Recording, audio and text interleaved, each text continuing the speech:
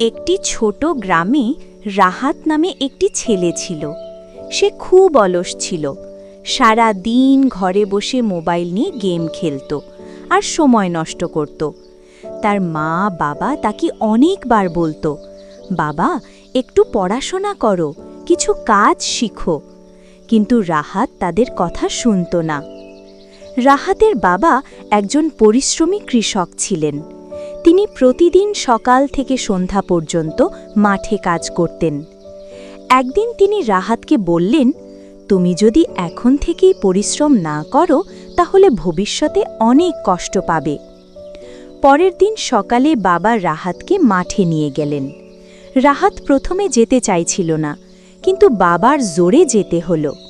মাঠে গিয়ে রাহাত খুব কষ্ট পেল। রোদে কাজ করা তার কাছে খুব কঠিন লাগছিল। একটু কাজ করেই সে ক্লান্ত হয়ে বসে পড়ল। তখন তার বাবা হাসি দিয়ে বললেন, পরিশ্রম ছাড়া জীবনে কিচ্ছু পাওয়া যায় না। কিছুদিন পরে রাহাত ধীরে ধীরে কাজ শিখতে শুরু করল। সে বাবার সাথে জমিতে গাছ লাগাতো, পানি দিত আর ফসলের যত্ন নিত। কাজ করতে করতে সে বুঝতে পারল পরিশ্রমের মূল্য কত বড়। কয়েক মাস পরে তাদের জমিতে অনেক সুন্দর সবজি আর ধান ফলল। রাহাত সেই ফসল বাজারে নিয়ে গিয়ে বিক্রি করল।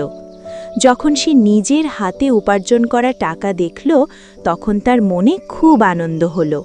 সে সেই টাকা বাবার হাতে তুলে দিয়ে বলল, বাবা, আজ আমি বুঝতে পেরেছি, পরিশ্রম করলে তবেই সফল হওয়া যায়। রাহাতের বাবা খুব খুশি হলেন। তিনি ছেলেকে জড়িয়ে ধরলেন।